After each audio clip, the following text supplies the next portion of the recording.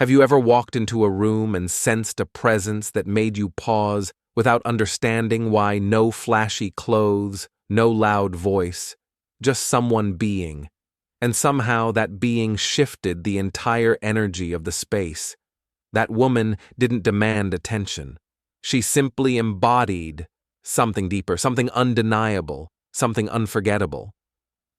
Carl Jung once said, "Who looks outside dreams, who looks inside awakes."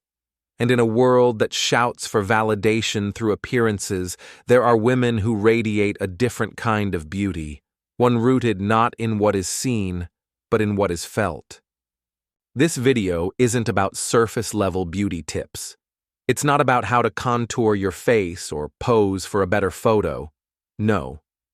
This is about the kind of attractiveness that stirs a man's soul before he can articulate it, and the kind that other women quietly envy without fully knowing why.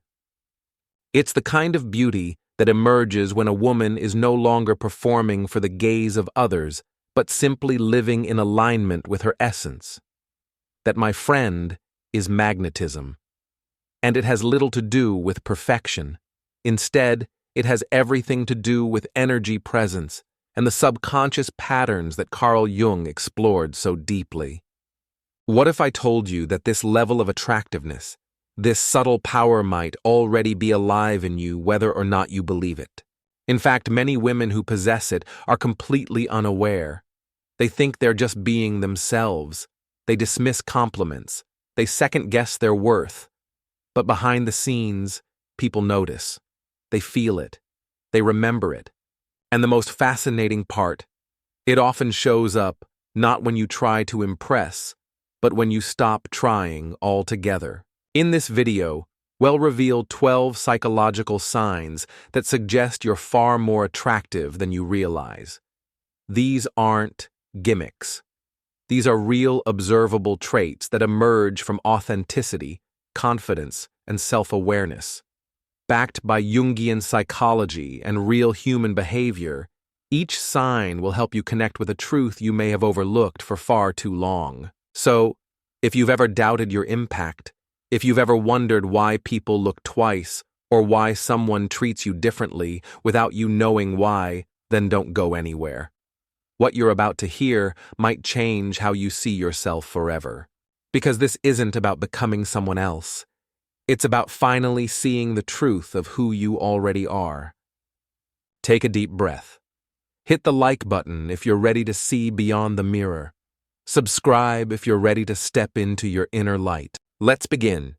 Let's begin with a moment you've probably overlooked.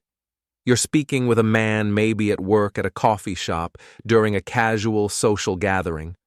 Nothing is out of the ordinary. You're simply being yourself. Yet something shifts in him. He fidgets. His voice wavers. He breaks eye contact. Or he suddenly seems unusually focused on something trivial, his watch, a napkin, his phone. And you, being considerate, may interpret this as disinterest. But what if it's something far deeper? Carl Jung taught us that the unconscious reveals itself not just in dreams, but in involuntary actions, the hand that trembles, the eyes that dart the pauses in speech. These aren't mere quirks. They are psychic signals. And when a man becomes visibly uncomfortable around you, it may not be because you intimidate him, but because you uncover him. You see, when a woman walks in her authentic self, when she no longer seeks to perform, but instead embodies presence, it can disturb the equilibrium of those who encounter her. And not in a negative way, but in a way that challenges what's unconscious. Why? Because real attractiveness, the kind that doesn't scream for attention, but instead stirs something unspoken, activates a man's inner world. It bypasses surface-level desire and instead touches something primal, an ancient recognition of feminine power that predates language itself.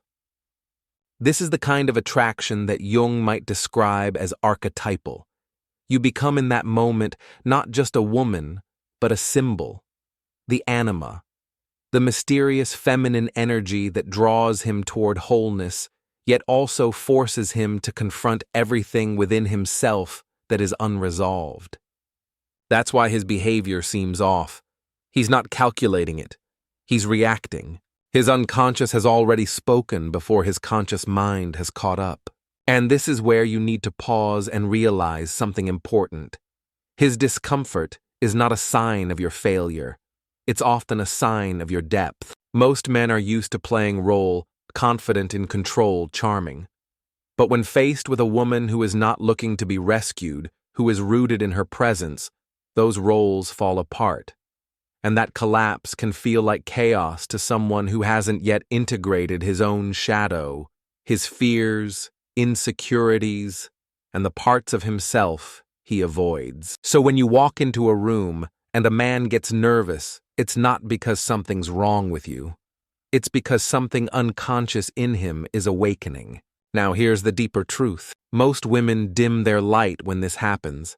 They shrink, apologize for their power, make themselves smaller to put others at ease. But Jungian individuation, the process of becoming whole, requires us to resist that urge. Your presence, your energy, the very vibration you carry is not meant to soothe everyone. It's meant to reveal who you are. And sometimes that revelation will make people uncomfortable, not because you're too much, but because they haven't yet met themselves deeply enough to meet you. This is why many attractive women have stories of men acting strange around them. Not because they were arrogant or aggressive, but because their very existence activated something unconscious in the other. You don't need to change that. You don't need to fix it. Instead, hold steady. Remain rooted in your center, because when you stop chasing acceptance and instead simply allow yourself to be that, when you become magnetic, not just attractive, but unforgettable. And that's the essence of this first sign when men get nervous around you. It's often not a lack of interest, it's the weight of your presence. It's the quiet power of a woman who doesn't need to be validated, but instead awakens something in those around her. So the next time a man fumbles over his words, touches his neck, or falls strangely silent in your presence, don't shrink. Smile. Stand tall. And remember, the unconscious never lies. This is your power, and we're only just beginning. There's a subtle moment that happens more often than we notice. You're walking into a bookstore, or entering a cafe, or simply standing in line at the grocery store. A man walks by, eyes pass you once normal. But then something curious happens. He turns back to look again. He doesn't say anything. He doesn't approach. But in that quiet gesture, there's a message. Carl Jung said, "The meeting of two personalities is like the contact of two chemical substances. If there is any reaction, both are transformed." That second glance, it's the moment of reaction. Not to your clothes, not to your hairstyle, but to your energy, that invisible signature of your being that cannot be replicated or explained. You see, in Jungian psychology, we talk a great deal about the persona, the mask we wear for society. Many people interact only with the surface-level personas of others. They see what is shown: style, behavior, posture.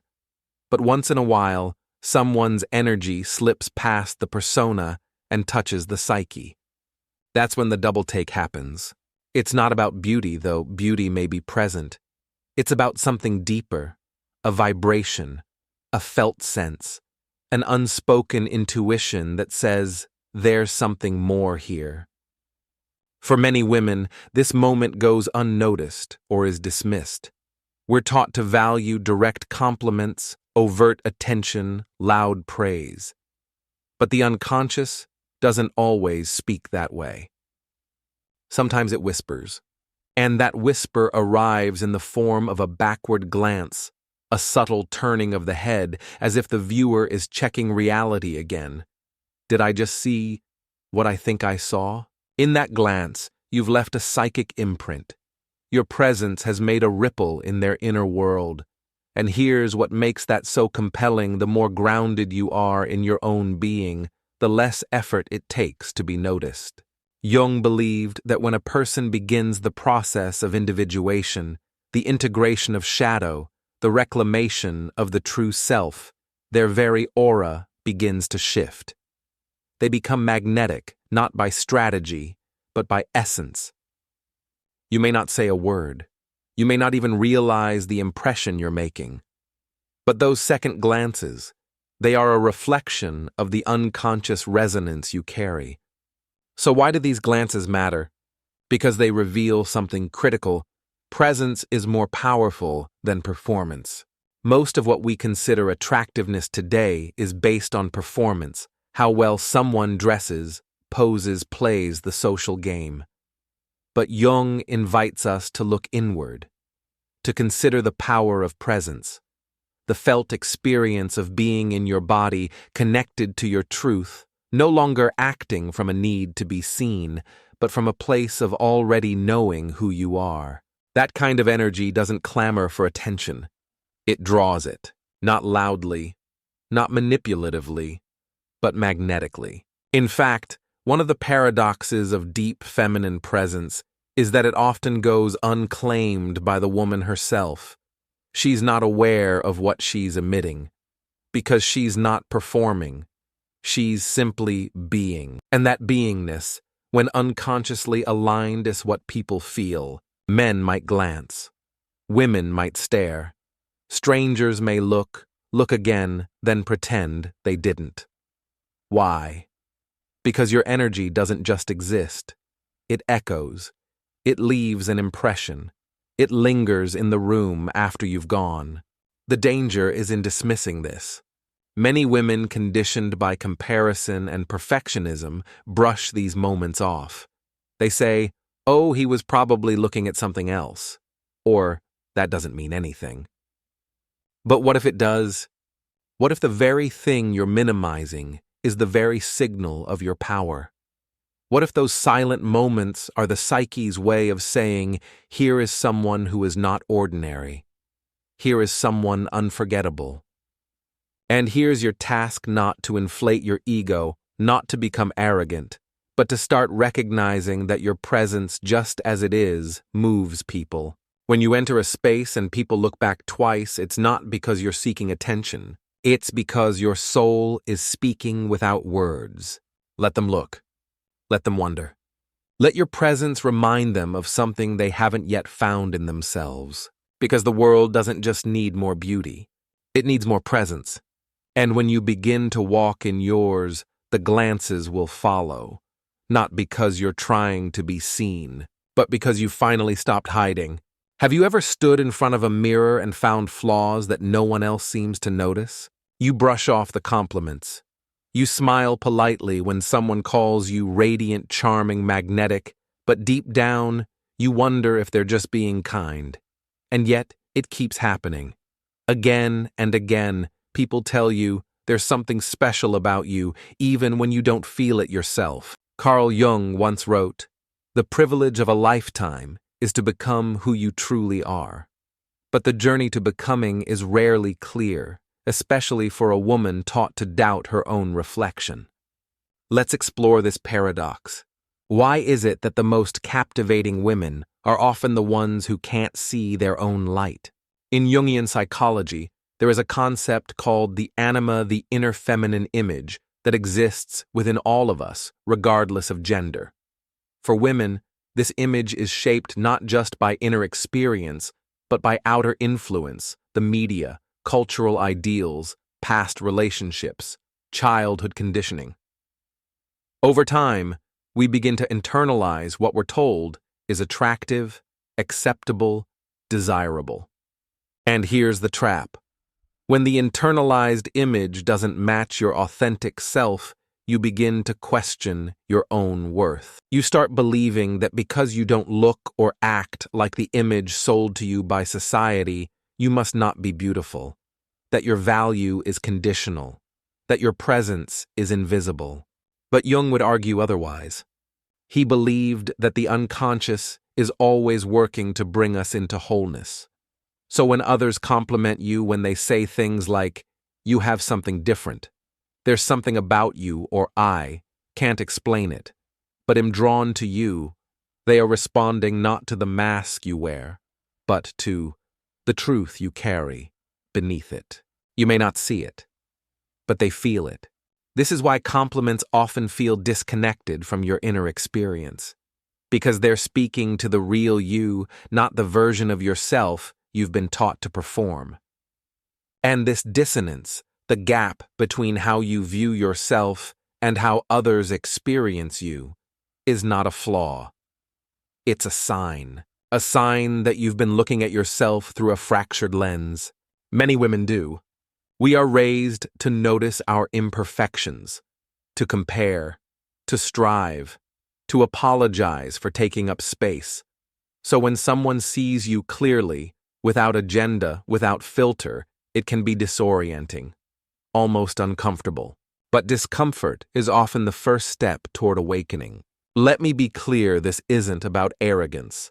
It's not about inflating your ego or chasing validation. It's about starting to reconcile the inner and outer images of who you are. It's about asking the Jungian question, what is it in me that others are responding to? When you underestimate yourself, you shrink your energy. You downplay your voice. You dim the light that could illuminate not only your own path, but also inspire those around you. And that's not humility.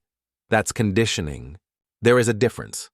True humility is knowing your worth and not needing to prove it. False humility is denying your worth because you were taught to believe it was dangerous. Every time someone compliments you and you reflexively say, "Oh, it's nothing," or "I don't see it," pause. What if that compliment isn't flattery? What if it's truth?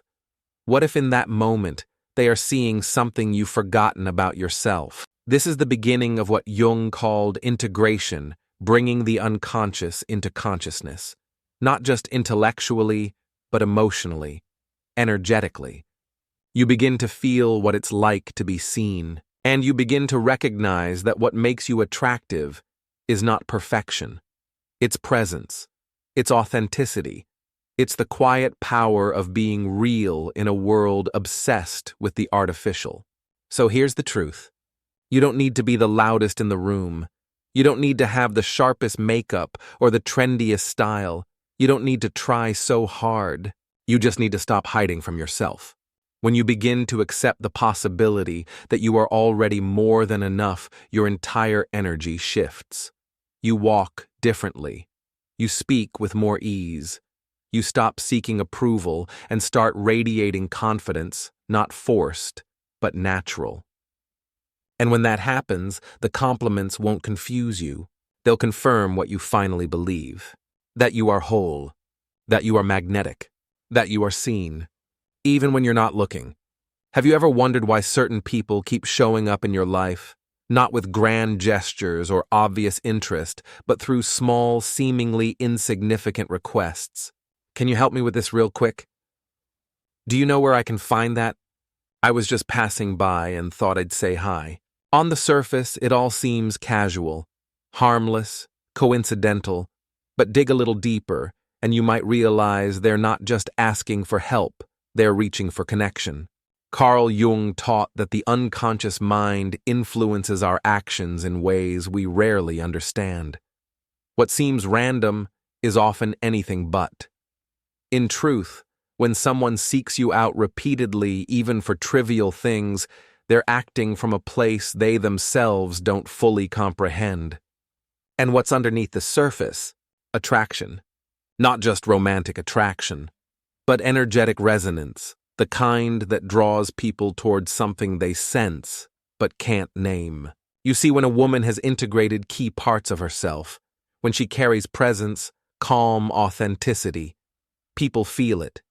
They may not be able to articulate why they're drawn to her, but they are. And because they can't put it into words, they create reasons. Innocent, harmless reasons. It's a Jungian phenomenon known as projection. Projection occurs when someone unconsciously places qualities they desire or admire onto another person. If you've ever been approached by someone who seems to act awkward or nervous, yet keeps initiating contact for no real reason, that's projection in motion. They are not just seeing you, they are seeing a part of themselves they want to reclaim. You awaken something in them, a softness, a strength, a sense of wholeness they don't yet have language for. It's the same reason people come to you with questions they could Google. Why they invent tasks to involve you. Why they loop you into conversations that aren't really necessary. They're not looking for an answer. They're looking for a presence. Your presence. This is not manipulation. It's unconscious behavior.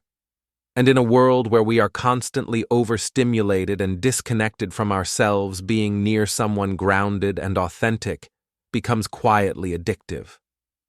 Here's where it becomes more profound. When you notice people reaching out to you for small things, pay attention to the pattern. Are they often around when you feel most like yourself? Do they show up when you're not even trying to impress? That's a clue. They're drawn not to your performance, but to your essence. From a Jungian view, what they are seeking is not really you, but the symbol of what you represent to them. You've become an anchor, a symbol of peace, energy, depth, or perhaps even freedom. And symbols, Jung taught us, have the power to bypass logic and speak directly to the soul. That's why people can't explain why they want to be near you, and that's why they keep coming back. Now here's the paradox. Because these encounters feel so minor on the surface, you might dismiss them. You might even get annoyed or confused. Why are they asking me this again? Why don't they just figure it out themselves? But when you understand the psychic gravity you carry, your perspective shifts. You begin to see how deeply you impact the world around you without even trying. And this is the hallmark of authentic magnetism. It's not loud. It's not planned. It's not performance. It's presence. You don't need to broadcast your value. Your energy speaks first. And while others may not consciously know why they keep gravitating toward you, part of them does know. You make them feel more alive, more seen, more human. But be mindful, because with this gift comes responsibility. As Jung warned, when others project their unconscious onto you, there's a risk of confusion on both sides. You may start to carry emotional weight that isn't yours. You may mistake their need for depth as love, or their attention as clarity.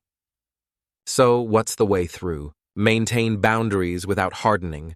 Be compassionate without losing yourself. Recognize when a small request is just a request, and when it's a sign that your energy is acting like a magnet. And most importantly, don't shrink from it. You don't need to apologize for being the kind of person who draws others in. That is not a weakness. It's power, quiet, feminine, deeply Jungian power. You have become, without realizing it, a mirror. And some people are not used to seeing themselves so clearly. So the next time someone comes to you for a small thing, pause for a moment. Smile. And remember, the smallest gestures often reveal the deepest truths. Because when someone keeps returning to your orbit, especially for reasons they can't explain, it's not the question they're chasing. It's the clarity of your light. Let's speak plainly. There may come a moment, perhaps more than once, when you feel the sting of judgment from another woman. A side glance, a passive-aggressive comment, a whisper that reaches your ears in distorted form, and worst of all, you don't know what you did. Here's the truth: you probably didn't do anything at all. Carl Jung once said, "Everything that irritates us about others can lead us to an understanding of ourselves." It's in that discomfort, that emotional sting, that we encounter one of the most powerful psychological forces at play, the shadow. In Jungian psychology, the shadow represents the hidden parts of ourselves, qualities we deny, suppress, or are ashamed of. And when a woman sees you, confident, grounded, radiant in your natural energy, something inside her may stir, not because you're harming her, but because you're reflecting something she's buried within herself. Your presence activates her shadow. Perhaps she sees your calm and is reminded of her own inner chaos. Perhaps your authenticity triggers her memory of the masks she still wears. Or maybe your unapologetic confidence reminds her of every time she chose silence over truth. And so, without realizing it, she criticizes. Not you, but what you represent. This is projection at its most painful. She cannot yet accept a part of herself, so she attacks it in you. It may show up in subtle ways, backhanded compliments, eye rolls, whispers behind your back.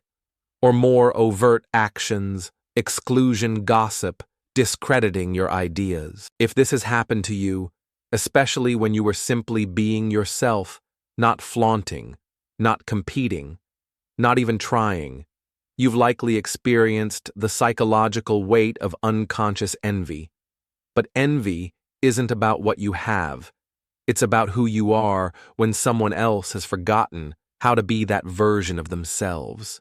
This is why it often happens to women who are quiet, self-assured, magnetic, in a way they don't even realize. And let's be clear, this isn't about female rivalry. It's about unhealed wounds. When a woman has not fully individuated, when she hasn't faced her own shadow, she may respond to another's light with suspicion or resentment. It's not conscious, but it is real. Now here's the deeper layer you might internalize this. You might start to question yourself. Was I too much? Did I say something wrong? Maybe I shouldn't wear this, speak like this, shine like this. Stop. Don't dim your light to soothe someone else's discomfort with their own darkness. Your self-suppression won't heal her. It will only shrink you. The path of individuation, the lifelong journey of becoming your whole self, requires that you hold your ground, especially when your presence challenges others. Jung would argue that the more integrated you become, the more you will naturally stir the shadows in others. It's not your fault. It's a psychological consequence of authenticity. But don't let it harden you. That woman who lashes out may be struggling. She may be battling her own story, her own silence, her own unlived life. She may need compassion. But compassion does not mean compliance. It means recognizing her projection and choosing not to carry it. You don't need to fight, prove, or explain. You simply need to continue being what you are, a woman who radiates from the inside out.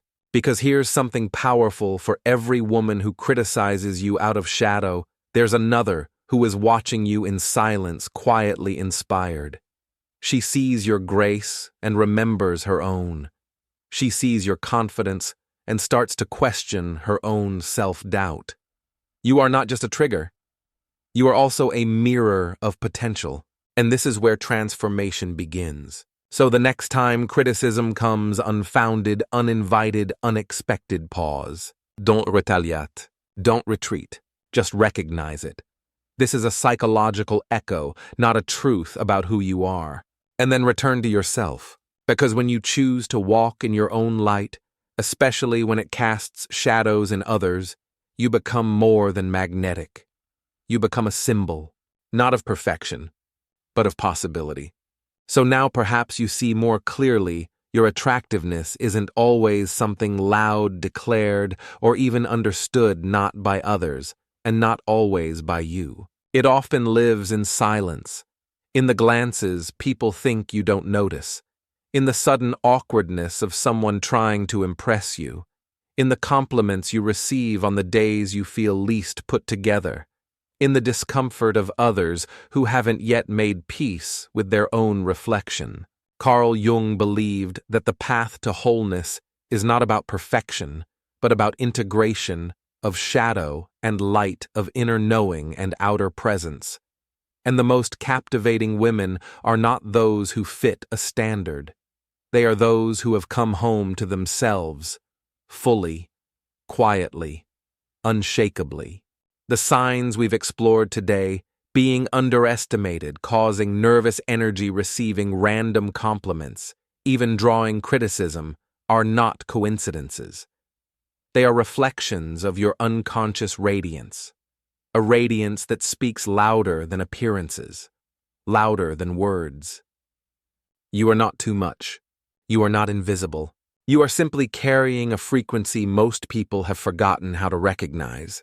In a world obsessed with surface, the woman who dares to lead with presence becomes unforgettable. So I ask you now, what if you stopped dismissing your power? What if you no longer apologized for being felt before being heard? What if you embraced that the very things you doubt in yourself are the exact things that others cannot forget? Because the truth is, your energy has already walked into the room before you've spoken. Your presence already speaks. The only question that remains is, will you own it? As Jung said, who looks outside dreams.